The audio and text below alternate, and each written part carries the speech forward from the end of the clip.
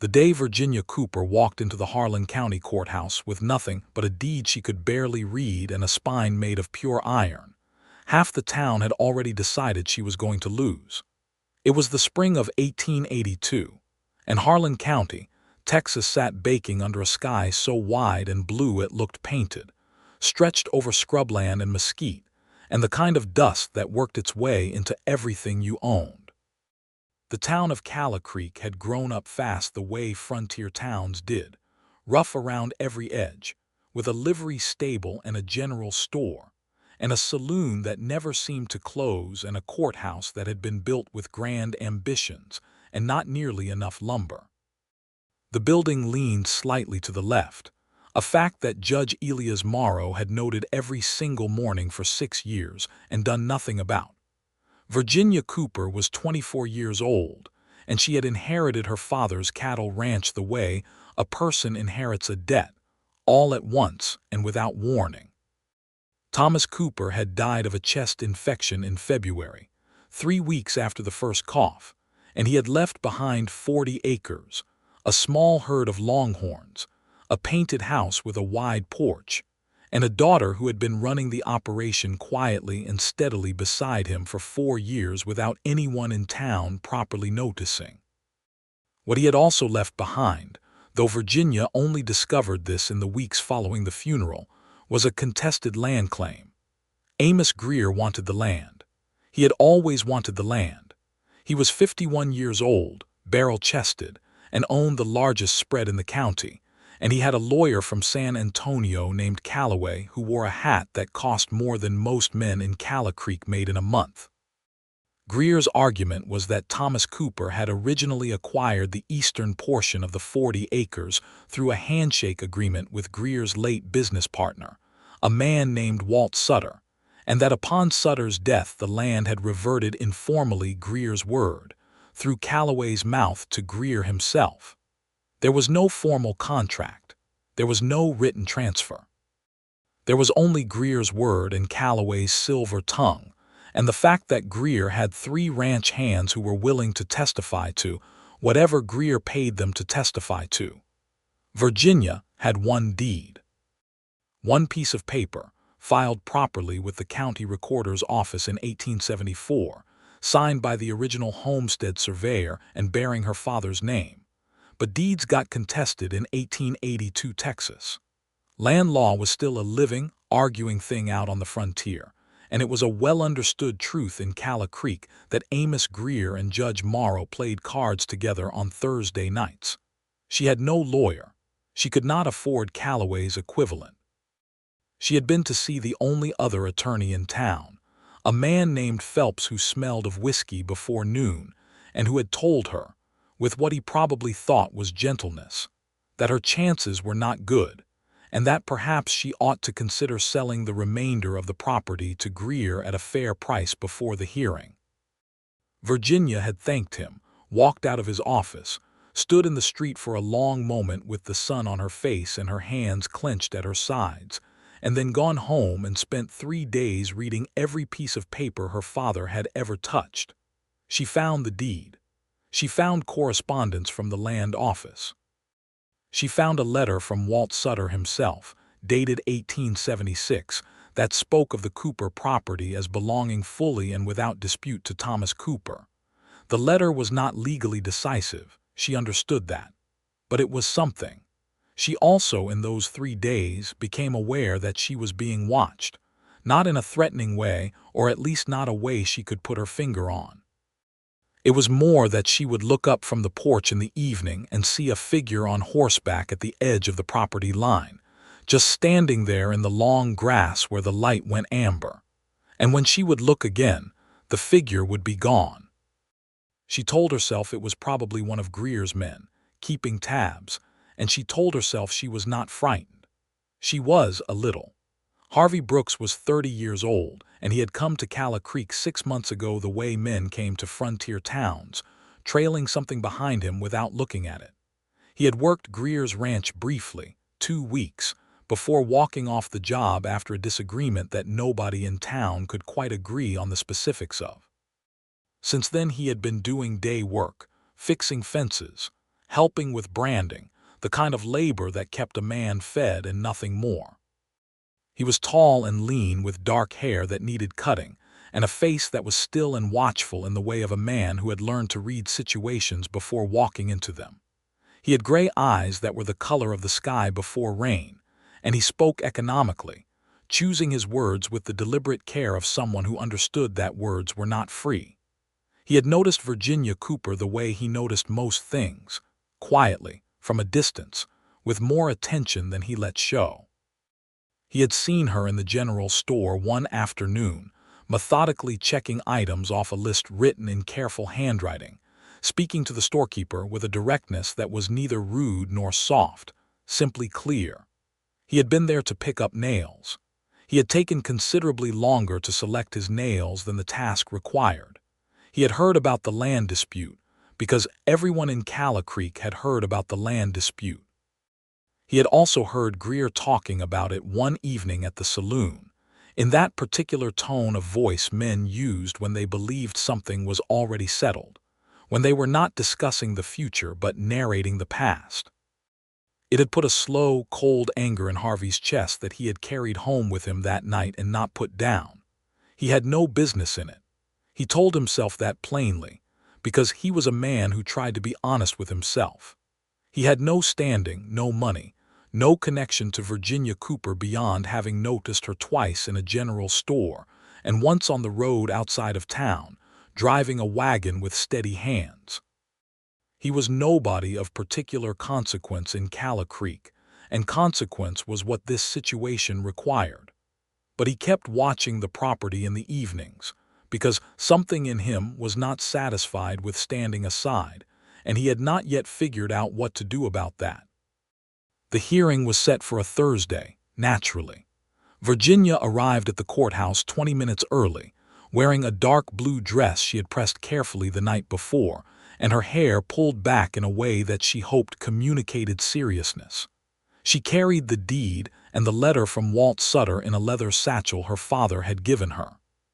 She sat in the front row of the public gallery, because the bench space reserved for respondents was taken up by Calloway's considerable presence and his even more considerable stack of documents.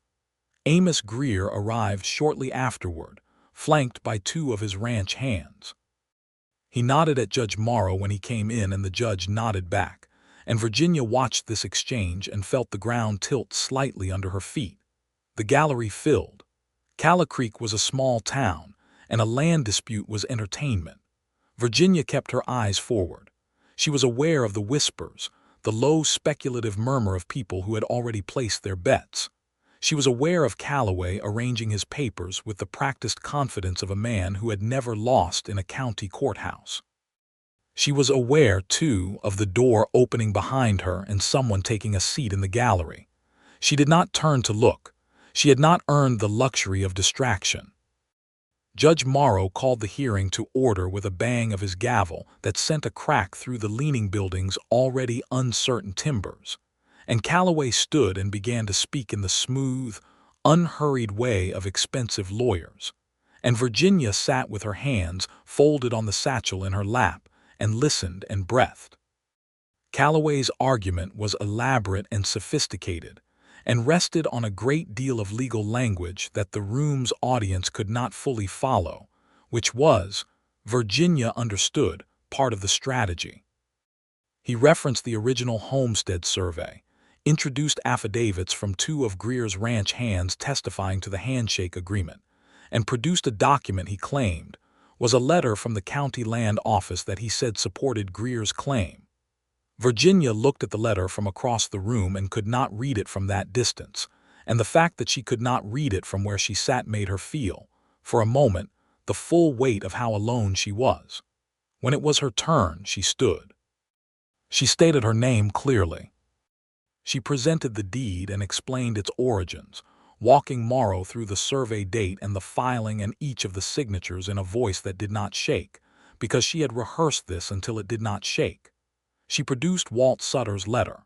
She said steadily that there was no documentation of any kind that supported the existence of the agreement Greer's attorney was describing, because no such agreement had ever existed. Calloway objected, several times, on grounds that Virginia was not always certain were legitimate, but that Morrow sustained with the ease of a man doing something familiar.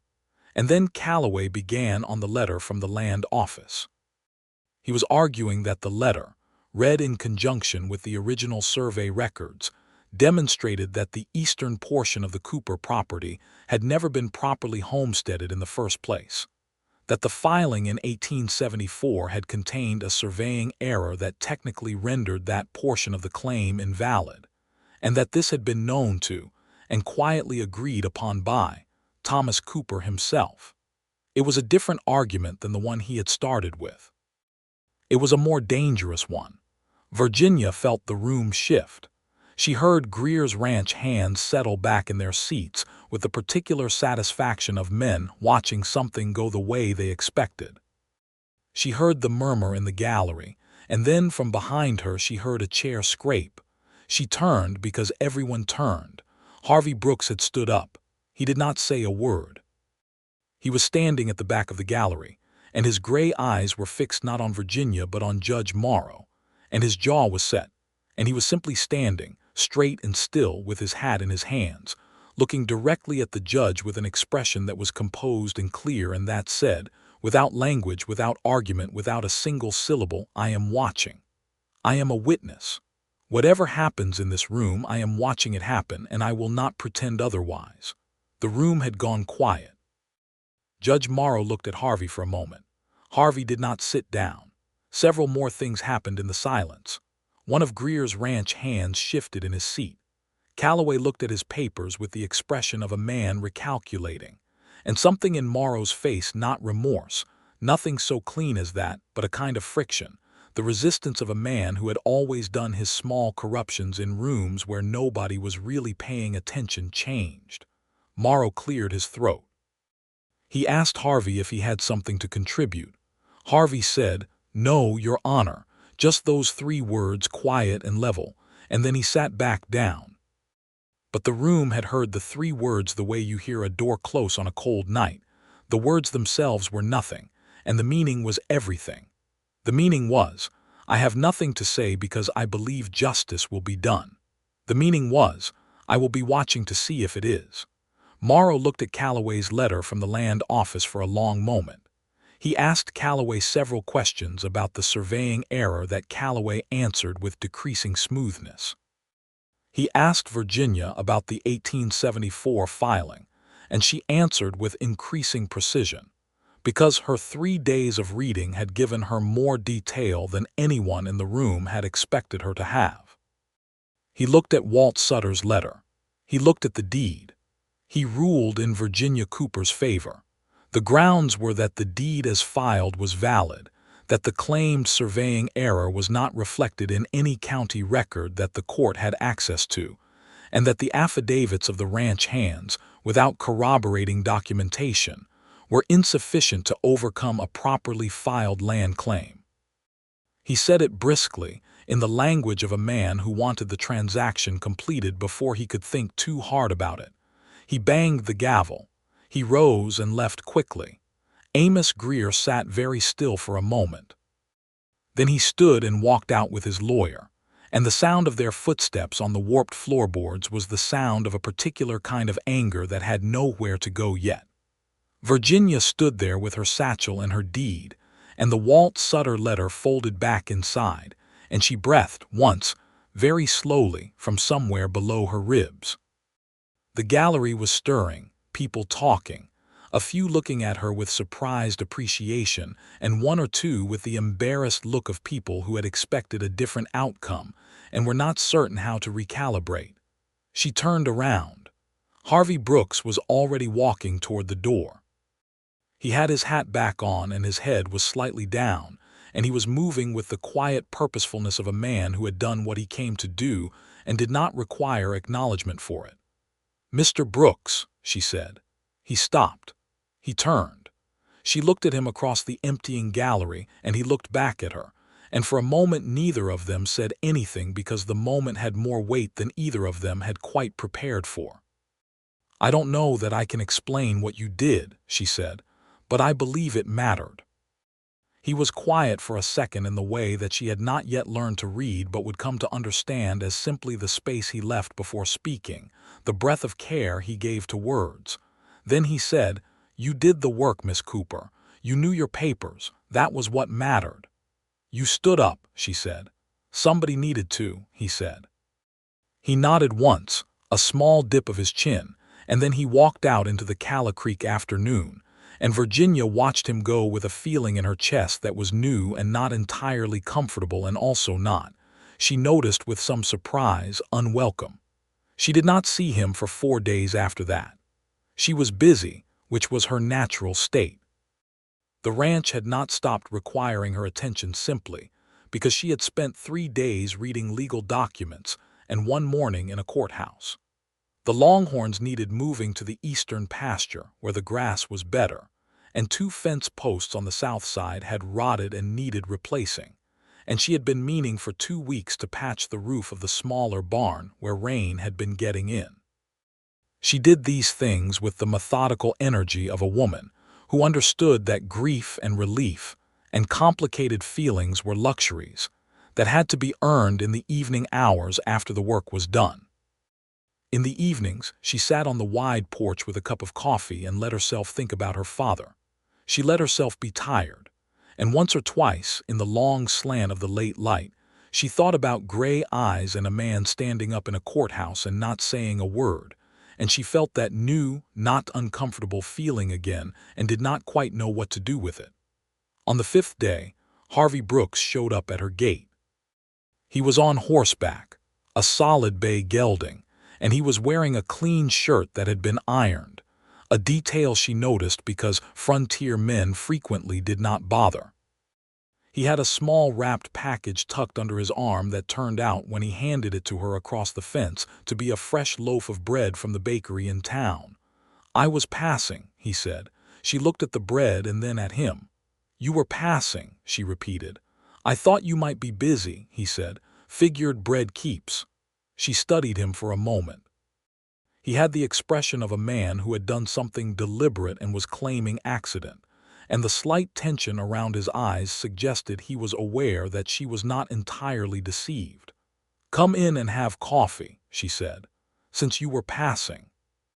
He tied the bay to the fence post and followed her up the path to the porch, and she made coffee on the kitchen stove and brought it out, and they sat in the 2 chairs her father had put there years ago, looking out over the pasture where the longhorns moved slowly in the morning light, and drank their coffee with the bread, which was good bread, soft inside with a brown crust, and the conversation began. It began the way conversations between cautious people begin, carefully, with the surface things first.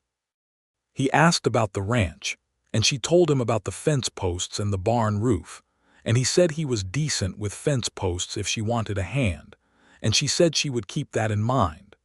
She asked how long he had been in Calla Creek, and he told her 6 months, and she asked where he was from, and he said originally Missouri, and there was a pause, and she said her mother had been from Missouri, from a town called Hannibal. "I know Hannibal," he said, with something in his voice that was not quite surprised and not quite nostalgic, but something between the two. "I went through there once when I was about 14. There was a river. The Mississippi," she said. "My mother used to talk about it. I never saw it myself." He looked at the pasture for a moment and then said quietly, "She's passed."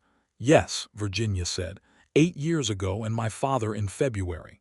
He did not say he was sorry in the reflexive way people said it, filling air. He was quiet for a moment and then he said, "That's a hard winter to come through." "It was," she said. And it felt, somehow, more acknowledged in those 4 words than in all the condolences she had received over the past months. They talked for an hour and a half. She was not aware, until he stood to go, that so much time had passed, and she noted this with interest and no small amount of self-awareness. He shook her hand at the gate, a formal, gentle handshake, and rode off toward town, and she stood at the gate for a moment after he was gone with her hand curled slightly at her side, as if her palm was still deciding whether to let go of the warmth it had briefly held. He came back 2 days later and fixed 3 of the fence posts. He brought tools with him, which told her the visit was not unplanned. They worked in the easy rhythm of two people who happened to understand physical labor the same way, with minimum fuss and maximum efficiency, and by noon the 3 posts were solid, and a fourth one she had not yet put on her list had also been dealt with. She made lunch. Bacon and cornbread and more coffee, and they ate on the porch again, and this time the conversation found different territory. She asked what the disagreement with Greer had been, because she had heard things and she was direct enough to ask about things she had heard. He looked at her for a moment as if assessing the question's intent and then told her. It had been about a horse. Greer had a hand who had been mistreating one of the horses in the remuda, not dramatically, not the kind of cruelty that attracted attention, but the slow grinding kind that wore an animal down over time. Harvey had spoken to the hand. The hand had told him to mind his business. Harvey had spoken to Greer. Greer had told him, with the particular dismissiveness of wealthy men toward those they employ, that a horse was a horse and that Harvey's sensitivity was not a useful quality in a ranch hand. Harvey had walked off the job the same afternoon. Virginia listened to this and then said, "That was right." He looked at her sideways. "Cost me a steady wage." "Steady wages come from a lot of places," she said. "Your opinion of yourself is harder to rebuild." He was quiet for a moment and then he said, "That's a thing your father used to say, something like that." "Something my mother said," she said. "She had a way with the useful truths." He smiled then. It was a quiet smile, but it was real, and it changed his face in a way that Virginia found herself wanting to see again. She looked back at the pasture and drank her coffee. By the 3rd week, the visits had a rhythm. He came every few days, sometimes with a purpose work that needed doing, a skill she lacked, a problem she had mentioned, and sometimes with only bread or cornbread from the bakery, or once a small bunch of wildflowers that he handed over with such deliberate casualness that it was clearly not casual at all, and she received them with the same deliberate casualness, and they both pretended this transaction was unremarkable, and they both were aware that it was not.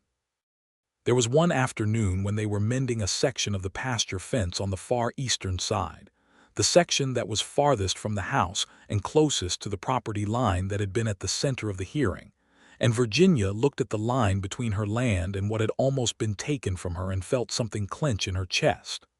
Harvey saw it on her face, she thought, because he stopped working and stood beside her and looked at the same line. "It would have been wrong," he said.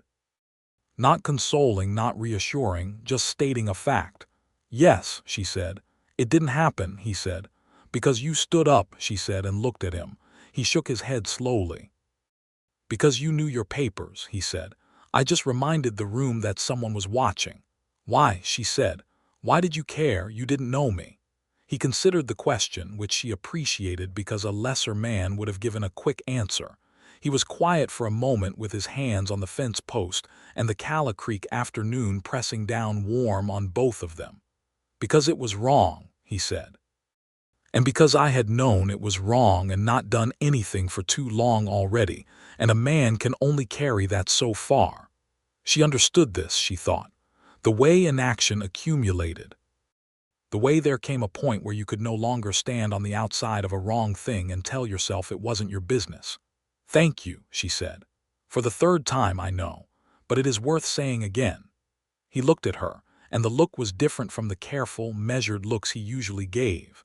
It was open in a way that she could see something in him that he usually kept at a distance, something that was not casual at all, and had nothing to do with fence posts or courthouses.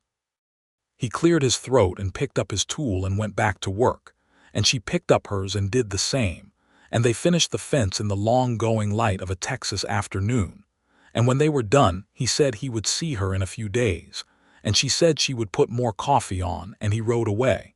And Virginia Cooper stood in the pasture in the amber-going evening and acknowledged to herself, fully and honestly, that she was falling in love with Harvey Brooks. This was inconvenient. This was also, she thought, watching the dust his horse raised dissipate into the warm air, the most alive she had felt since February. 2 weeks later, Amos Greer came back. Not to the courthouse this time. He came to the property himself in the late afternoon, riding up to the gate with one of his ranch hands behind him, and he was civil, which was somehow worse than if he had not been.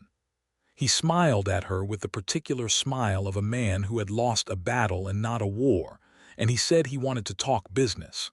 He offered to buy the property. He offered a fair price, a genuinely fair price, which surprised her, and which she understood immediately was meant to surprise her. He said she was a capable woman alone out here, and that running a ranch by herself was a difficult life, and that the money would set her up comfortably wherever she chose to go. He said, wherever you choose to go, the way a man says it when he has already decided you are going. Virginia listened to the entire offer with her hands at her sides and her face neutral, and then she said, "Thank you for coming to me directly, Mr. Greer. The answer is no." He blinked. He had not fully expected that.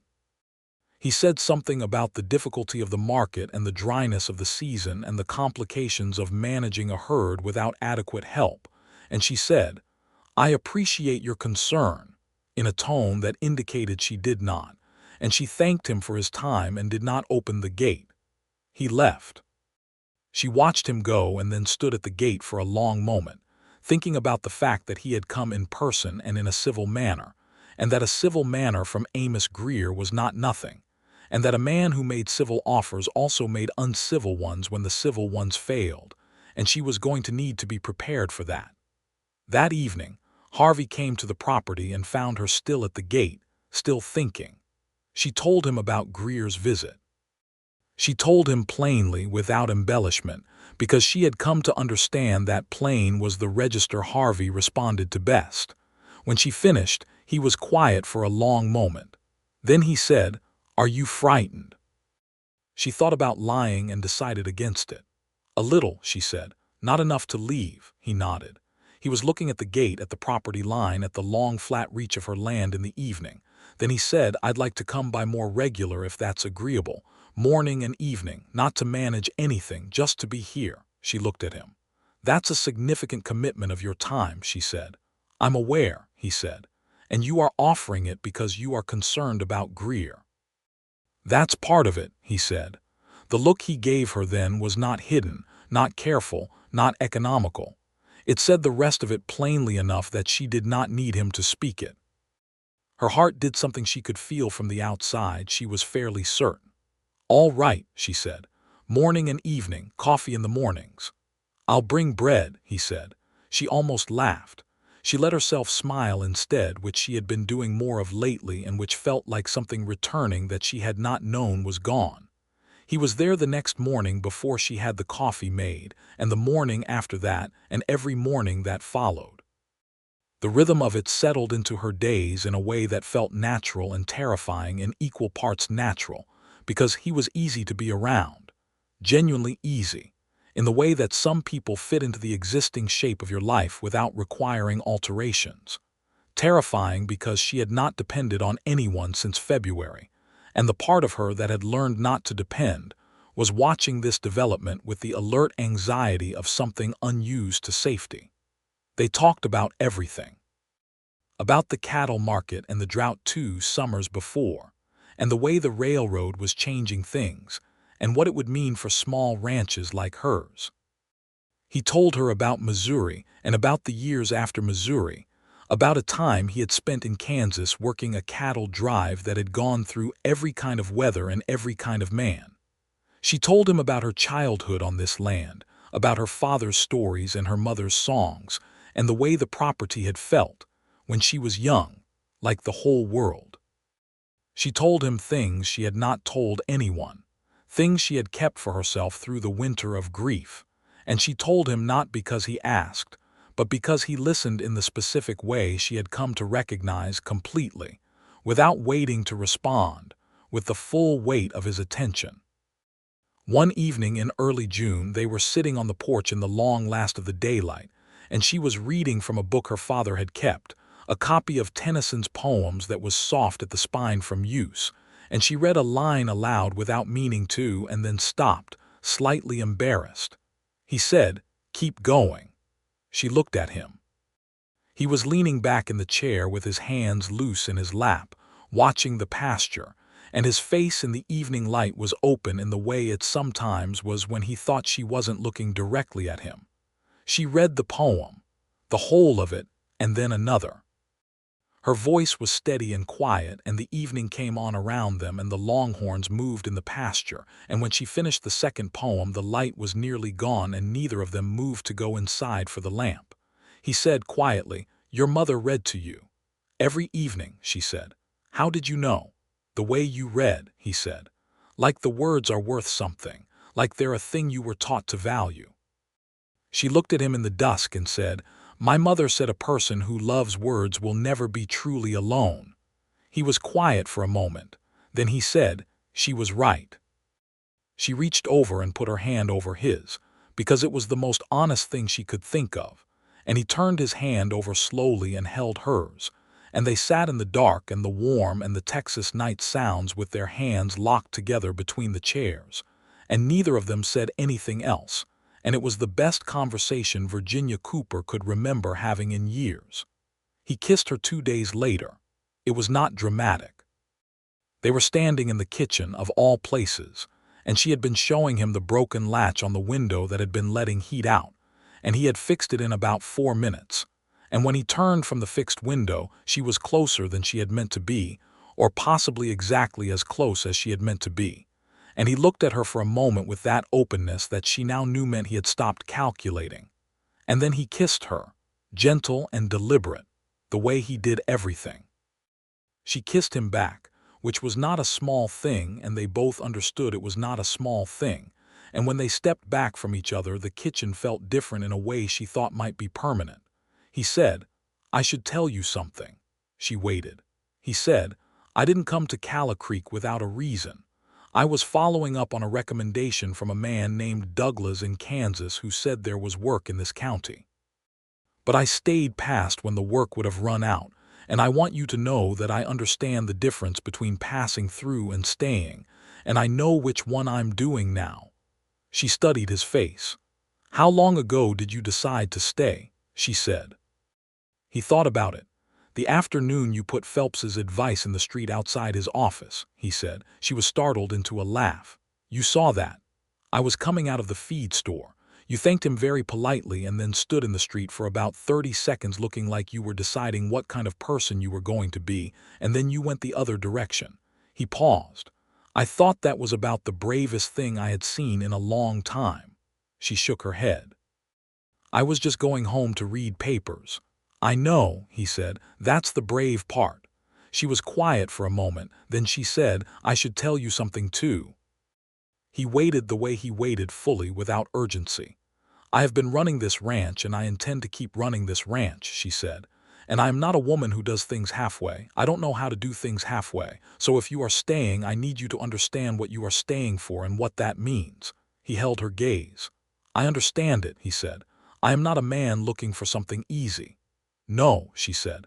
"I did not think you were." He smiled. She decided that was one of her favorite things in the world. Greer's next move came in July. He did not come in person this time. Instead, 3 of his ranch hands began showing up along the eastern fence line, not crossing it, but riding the perimeter at regular intervals, making their presence visible in the practiced way of men who have been told to make their presence visible. It was not technically threatening. It was the country equivalent of a shadow, following without touching. Virginia saw them and filed the information away, and did not change the way she ran her days. Harvey saw them and said nothing to her about it for 2 days, and on the 3rd day he said, "We should talk to Sheriff Alderman." She had met Sheriff Dale Alderman twice. Once when she had gone to report that she believed someone had moved a fence post on the northwest corner of the property. She had not pursued it. And once at the general store. He was a steady man, mid-40s, with a long, quiet face and the particular brand of Western law enforcement patience that came from years of sorting real trouble from the background noise of people who did not like their neighbors. He was not in Greer's pocket the way Morrow had been, as far as she could tell. They went together. She explained about Greer's offer and her refusal and the subsequent fence riding, laying it out in the same clear language she had used in the courthouse.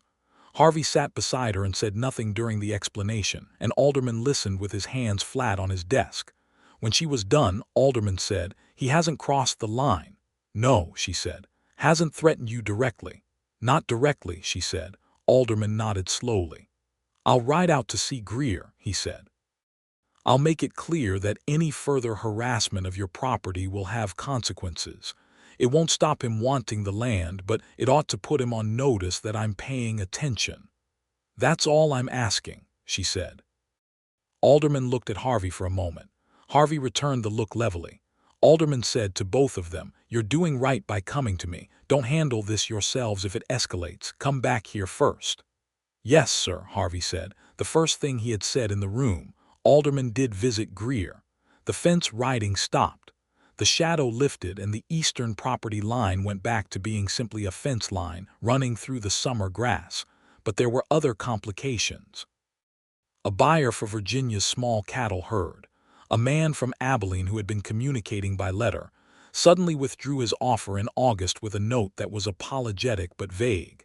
And Virginia was fairly certain, though she could not prove it, that this was Greer's doing, a quiet word in the right ear, a small economic pressure applied from a distance where it could not be directly attributed. It cost her a significant amount of money, and money was not something she had to spare. She sat on the porch that evening and did the arithmetic, and it was not good arithmetic. She would need to find another buyer before the end of the season, or winter would be very lean. Harvey sat beside her and looked at the numbers she had written out. He was quiet for a while. Then he said, "I know a man in Fort Worth. Name is Garvey. He runs a smaller operation, but he's honest and he buys regularly. I worked for him for a season. I could write him." She looked up. "You have connections in the cattle market." "A few," he said. "I've been in this work a long time." She considered this. "Why haven't you used them for your own operation?" He paused. "I haven't had an operation worth using them for," he said. And then, with the particular quietness of a man saying something he has been turning over for a while, "Not until recently." She looked at him. He looked at her.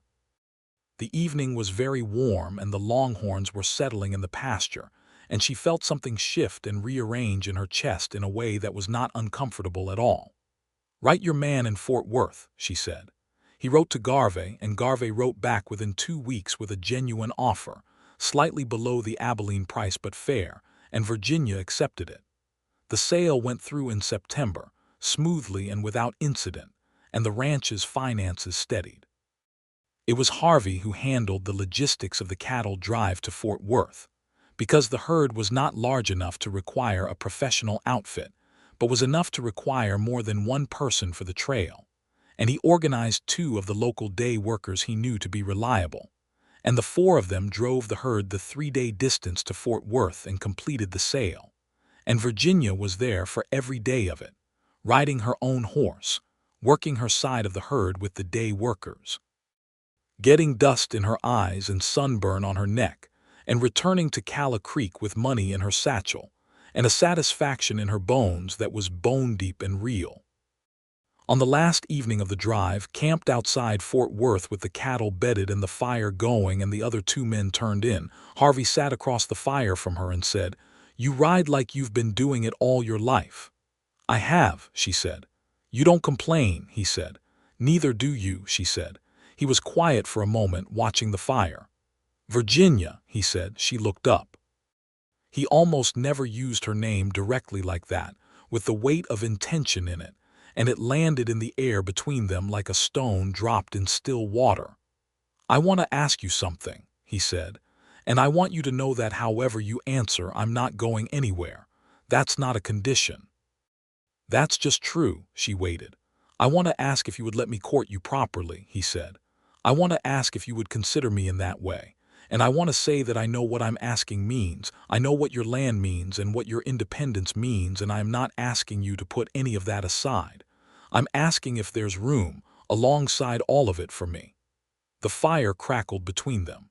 An owl somewhere in the distance did its dark night work. Virginia looked at Harvey Brooks across the fire and thought about all the things she knew about him now. The horse he had walked away from a job for, the way he stood up in a courthouse without saying a word, the hands that fixed fence posts and latches and left wildflowers without ceremony, the voice that chose its words like they were worth choosing, the patience that was not passivity but something more deliberate and rarer. The man who had sat in the dark of her porch and held her hand like it was something he intended to hold for a long time. "Harvey," she said, using his name the same way he had used hers. "Yes," he said. "I believe you have been courting me since you brought that first loaf of bread," she said, "and I believe I have been letting you." He was quiet. The corner of his mouth moved. "But if you want to do it formally," she said, "then yes, I would like that very much." He smiled. The real one, the full one, she had counted each time she had seen it, she realized. She had been counting without knowing she was counting. "All right then," he said. "All right," she said. They stayed by the fire for a long time after that, talking about nothing important, which turned out to be the most pleasant conversation Virginia had had in years, and the stars over North Texas were unreasonably bright, and she thought this was one of those evenings a person carries forward for the rest of their life in the category of things that were exactly enough. October came in golden and cool, the way Texas falls sometimes do, and the days had a quality of light that was generous and unhurried. Harvey had taken on a formal position helping with the ranch operations, something they had discussed practically and agreed made sense. He was not a hired hand. They both understood the distinction and were clear about it, but a working partner in the practical sense, and the arrangement was comfortable in every way because it was honest in its origins. There was a social aspect to life in Calla Creek that Virginia had always participated in minimally.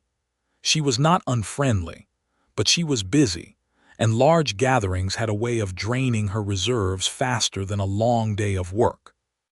But in October there was a harvest celebration at the McCleary farm on the edge of town, the kind of annual gathering that was part livestock show and part dance and part community inventory, and she went, because it had felt important to go since the hearing, since the town had learned to look at her differently. She went with Harvey. They were seen arriving together, and they were seen dancing together in the barn's cleared center space to a fiddle player who was enthusiastic if not entirely precise. And the town watched with the frank observation of small-town folk in Virginia, did not mind because she was dancing with Harvey, and Harvey, it turned out, knew how to dance, not extravagantly, but confidently, with a good sense of rhythm and a hand at her back that knew what it was doing. During the dancing, between songs, Mrs. Ella Hartley, who was 60 years old and kept the county's collective memory, took Virginia's hand and said, "I'm glad you held on to that land, honey.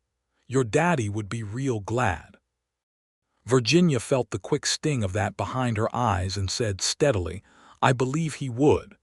Mrs. Hartley looked at Harvey with the frank assessment of a woman who had raised 4 sons and was not fooled by anything. "And this one stood up for you in that courthouse, didn't he?" she said. Not a question. "He did," Virginia said. "Quiet men do the loudest things sometimes," Mrs. Hartley said, and patted Virginia's hand and moved away, and Virginia looked up at Harvey, who had heard every word and whose expression was one of careful neutrality that was betrayed entirely by the warmth in his eyes. "Loud," she said. "Don't tell anyone," he said. She laughed and they danced again, and the evening was one of those evenings. November brought a cold front and a crisis simultaneously, which was the West's particular sense of humor. 3 of the Longhorns got out through a section of fence that had looked fine and turned out to be worse than it looked, and one of them made it to the road, and one made it all the way to the creek, which was iced along the edges, and it took the better part of a very cold day to retrieve all 3. Virginia and Harvey came in from it at dusk, cold through in a way that required standing close to the stove for a long time, and Virginia made soup that she had put on in the morning expecting a normal day, and they ate it with their hands wrapped around their bowls. He said at some point in the eating of the soup, "I want to say something." She waited as she always waited. "I've been thinking about what comes next," he said. Not in a vague way, specifically. The ranch is stable. Greer has gone quiet. There's good ground on the north side that isn't being used. I've been thinking about expanding the operation in the spring, adding to the herd, and about what that would take. She nodded. These were conversations they had been having in various forms for weeks. And I've been thinking, he said, and his voice shifted slightly, took on the quality of the fireside conversation in Fort Worth, the weight of intention, that the most sensible thing, the most real thing, would be to stop being a man who comes and goes from this property and become a man who belongs to it, who belongs to you, in the full way. She set her soup bowl down very carefully. He looked at her across the kitchen table in the stove-warm room and he said, I am not good at flourishes. I don't have a ring at the moment, though I intend to fix that. But I am asking you to marry me, Virginia. Not because the ranch needs it, not because it's practical, though it is, because I love you. I've loved you since before I had any right to, and I have been finding reasons to be here every single day because being here is the only place that makes sense to me. The quiet in the kitchen was the kind that has substance to it. She said, Harvey. Yes, he said, with the same response he always gave. I love you, she said. I have loved you with increasing helplessness since somewhere around the fence post-repairs, and I have been attempting to be dignified about it. You have been very dignified, he said. Yes, I have, she said. It has been a significant effort. He stood up from the table. She stood up from the table. They met in the middle of the small kitchen and he held her face in both his hands carefully, the way he held everything, and kissed her the way she now understood he did everything with complete attention, with no part of him somewhere else. Yes, she said when the kiss was done. Yes, I will marry you and I would like the ring. I'll get it this week, he said. See that you do, she said. He did. He went to town 3 days later and returned with a ring from the jeweler's. A small gold band with a single garnet set in it, and he put it on her hand with a steadiness that made her heart ache in the best possible way, and she looked at it on her hand and looked at him and thought that this was the realest thing. They were married in December.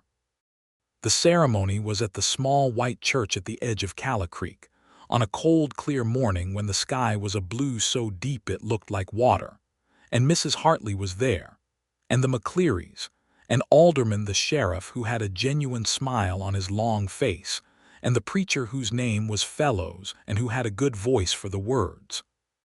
Harvey stood at the front of that small church in the cleanest clothes he owned and watched Virginia walk up the aisle in a cream-colored dress she had made herself over the past 3 weeks. She had sat up until late 2 nights running to finish it, and his face, which was usually so measured, was simply and entirely open. And everybody in the room could see it, and nobody said a word about it because some things you just let be.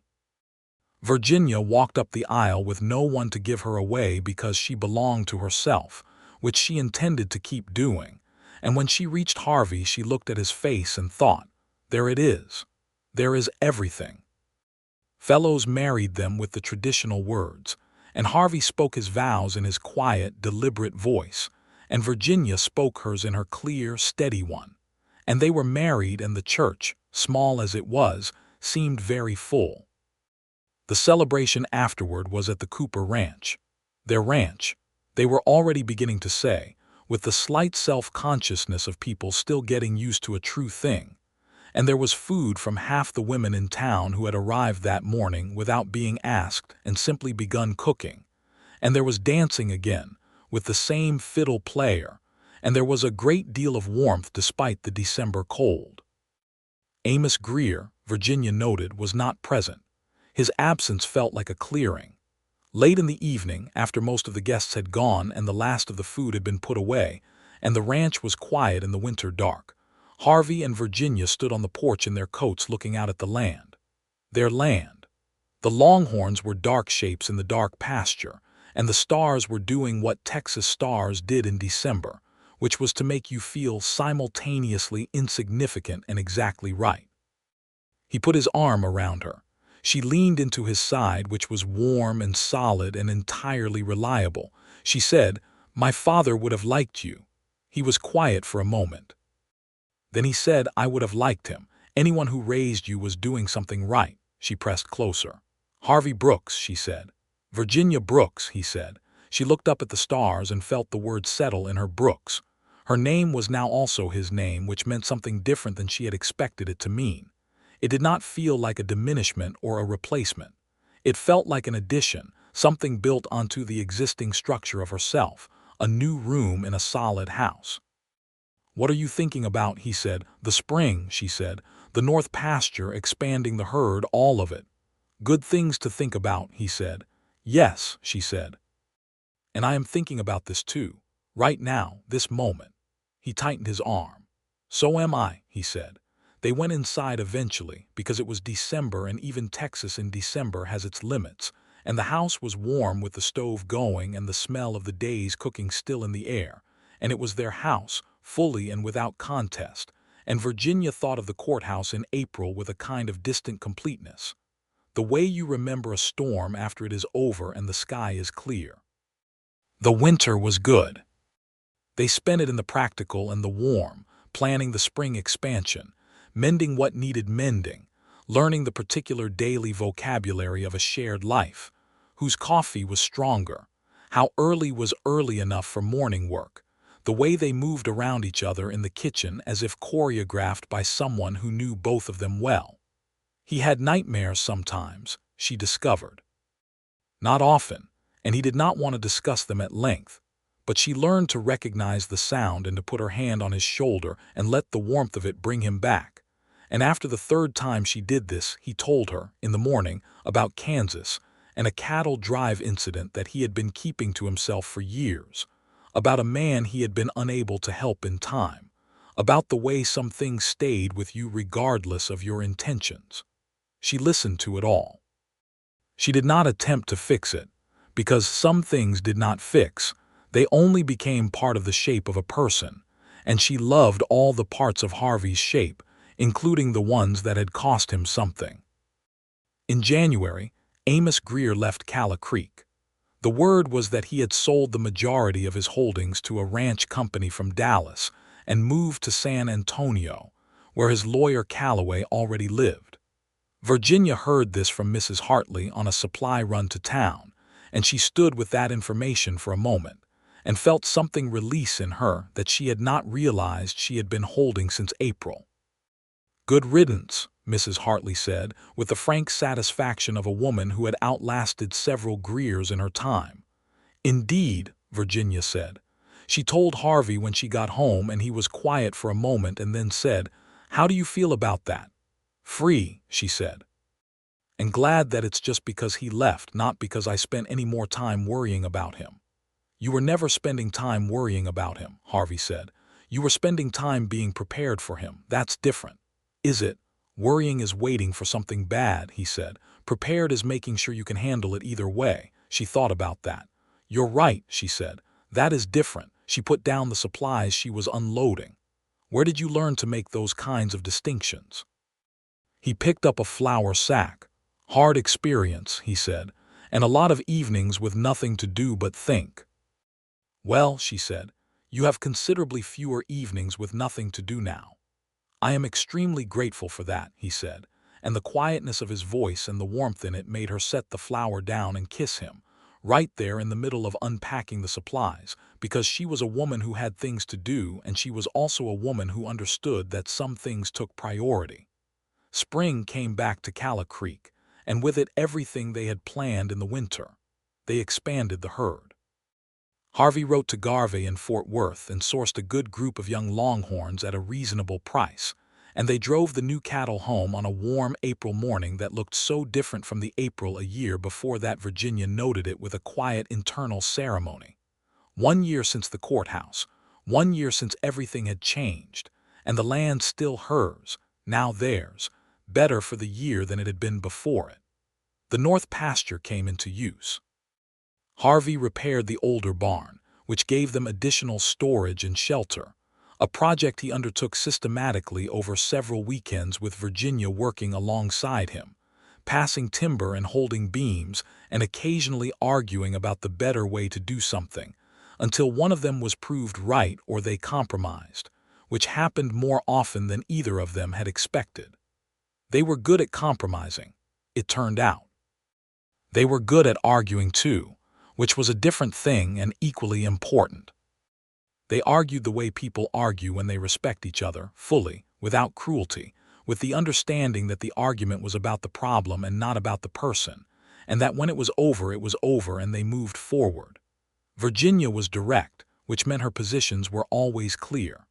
Harvey was precise, which meant his objections were always specific. Together, they resolved most disagreements within 20 minutes, which they had both, independently, come to consider a success. By May, Virginia knew she was expecting.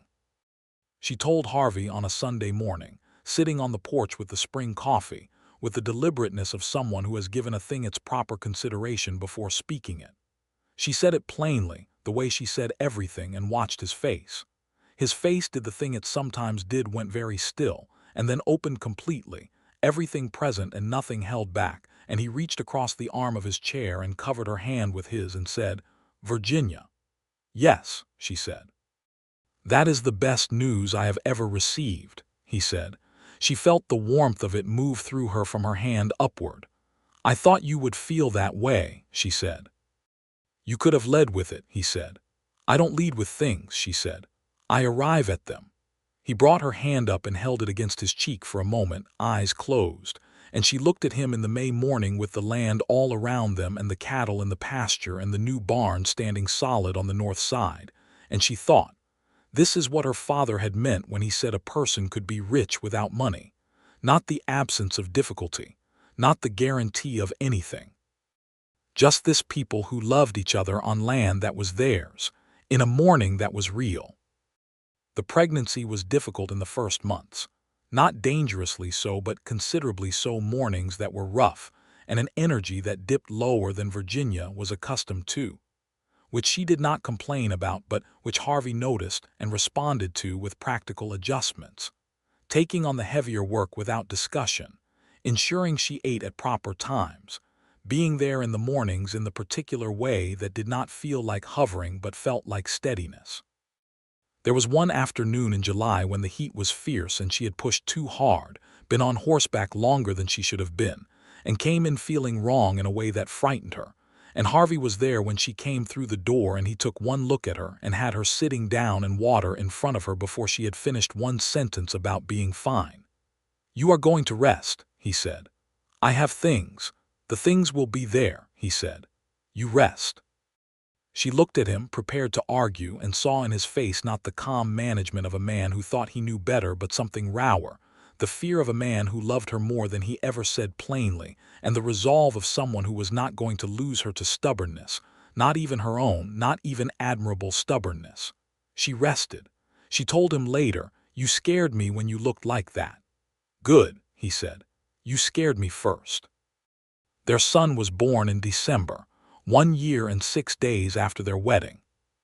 He arrived in the cold of a December night that echoed the December cold of the church, as if the year intended to make a formal parenthesis of itself, and he was small and loud and had, Virginia noted immediately, his father's gray eyes. They named him Thomas for her father. Harvey held Thomas with the careful concentration of a man who had decided that this was the most important thing he had ever held, which she thought was the most accurate observation she had ever seen him make without words.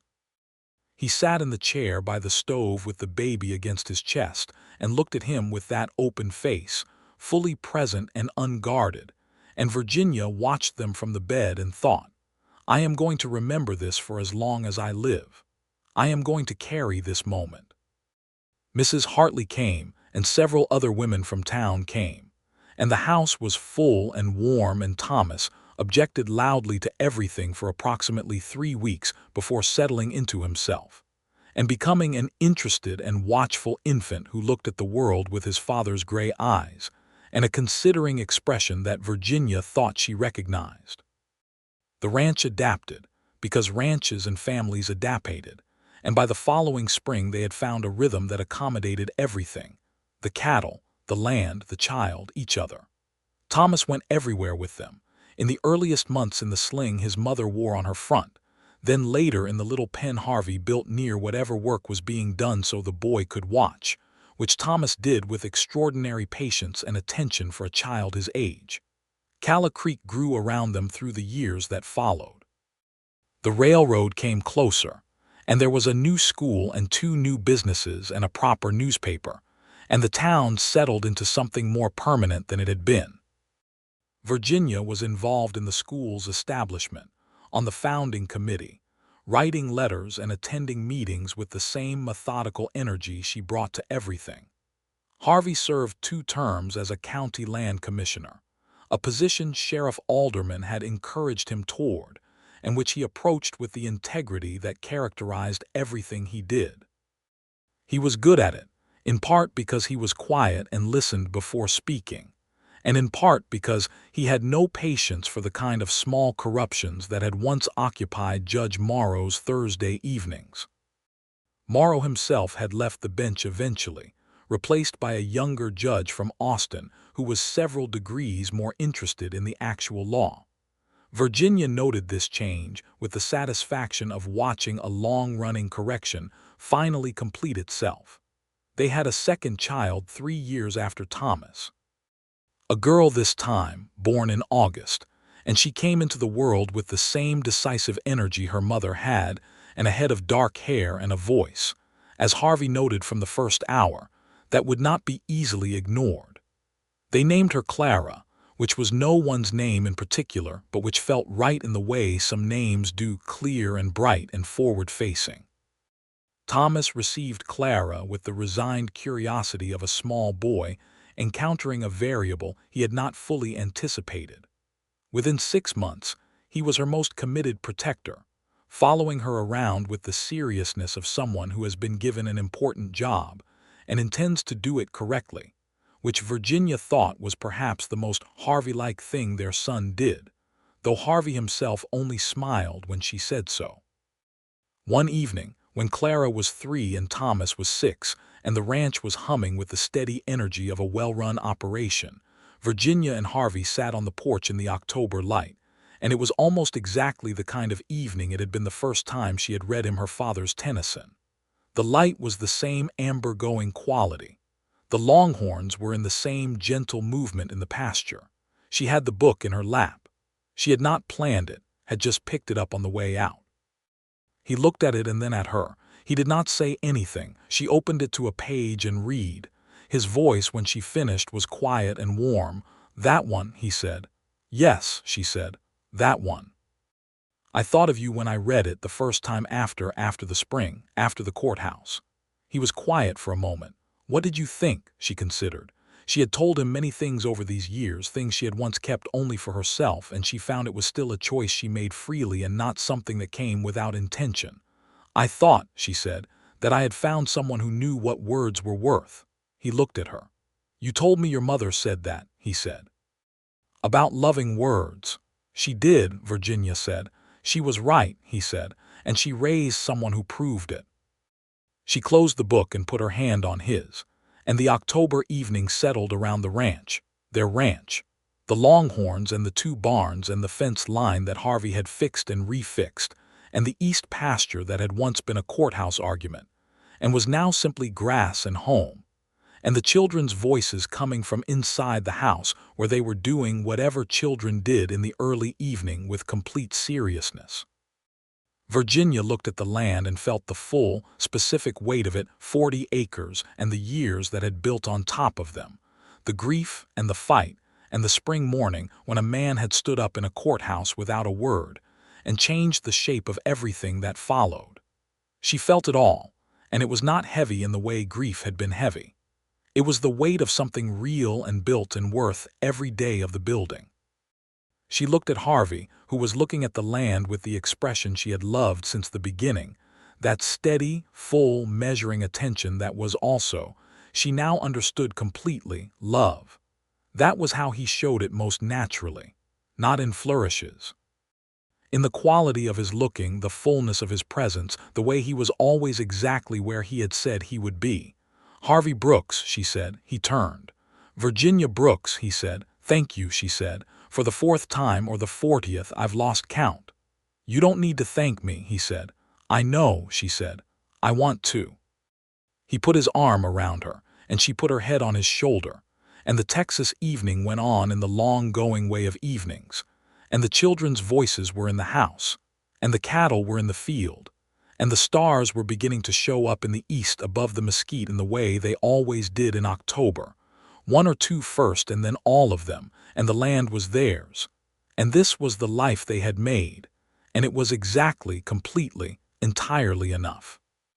Inside the house, Thomas called out to Clara about something important, and Clara answered with full authority, and Harvey and Virginia sat on the porch and listened to their children and the quiet of the land and the October sky arriving star by star above the place they belonged to, and did not need to say another word. That was, Virginia thought, exactly right. In the years that came after, the ranch grew and the family grew with it.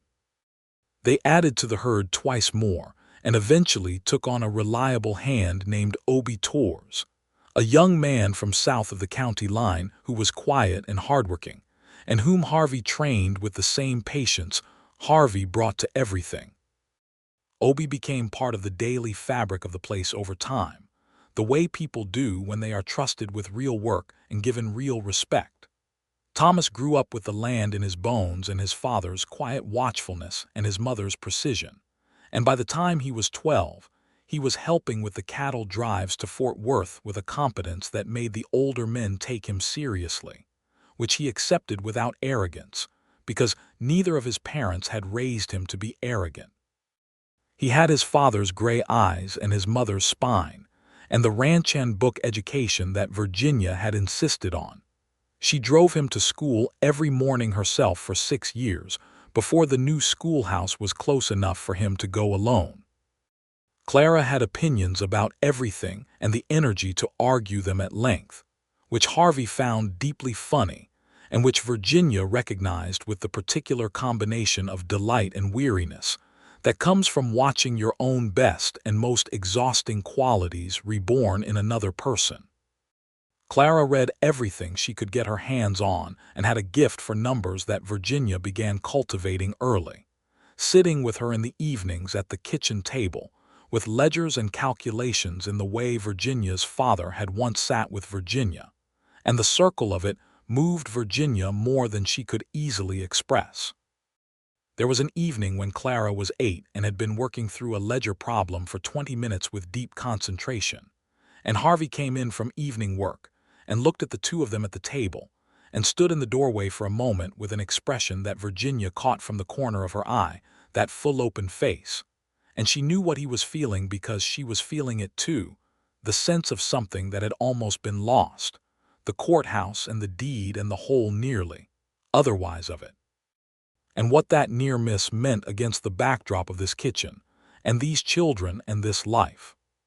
She looked over at him and he looked at her, and Clara said, without looking up, "Papa, you are letting the cold in."